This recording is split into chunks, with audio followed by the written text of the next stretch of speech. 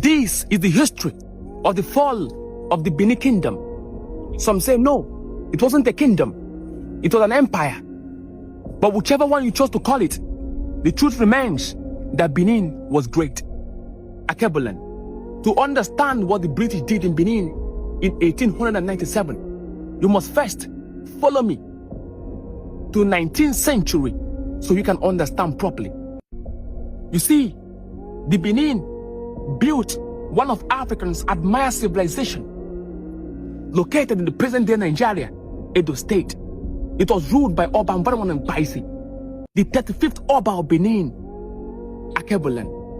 For centuries, the Benin built a sophisticated governance. They had a disciplined military and an impressive city wall. But then, in 1890s, the British Empire had our eyes in Benin because they wanted to control the trade in that region. They wanted their rubber and they wanted their palm oil and other valuable resources.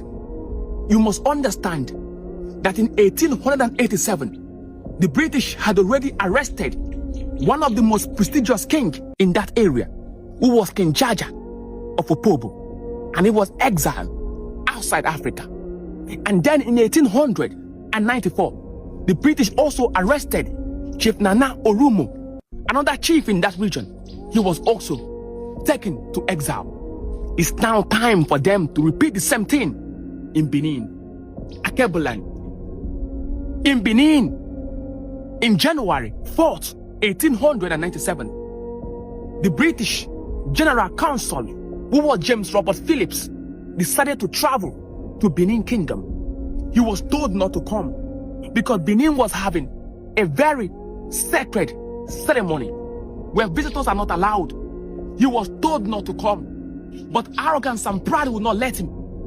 He decided to proceed with his journey, and then he came with a small delegation. But then on the 4th of January 1897, James Robert Phillips and his entourage were ambushed in a place near the Benin territory. That circumstance still remained a controversial debate among historians, but his death shocked the British authority. You know, before a man will unalive his dog, he must first give it a bad name. This is the ample opportunity the British Empire was looking for to take over the empire. What did they do? They marched to Benin. About 1,200 British troops and other African soldiers under the command of Harry Rawson. They marched into Benin. But the warriors of Benin defended their lands with courage and boldness. But you know, courage was nowhere close to Maxim guns, because your spear is nowhere close to Maxim gun.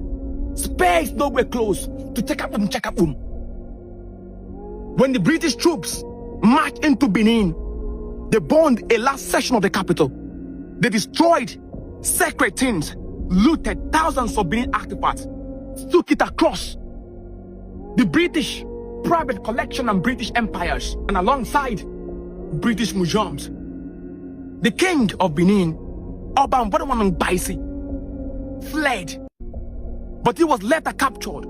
Historians pointed out that he was flogged and punished before his subjects, an act of humiliation. How dare you do that to a king? Later, Oba Mvaraman Baisi was exiled to Calabar, where he later died in 1914. With that came the end of that empire, because the British controlled the Benin Kingdom. Akebulan, something that took centuries to build, fell in one military expedition, one military punitive expedition, fell under one military campaign. But that's not the end of the story, because empires like the British Empire can exile kings. They can burn cities. They can also loot treasures, but you cannot erase the civilization, because history do not forget. It is waiting for someone to tell it, and the town crier is born to tell the story of Akebulan, because it is the past we use to inform the future. A river that forgets its source will dry up. This is a reminder for the children of Akebulan to remember what happened to their fathers. Akebulan, wisdom. It's breath 14. Hey!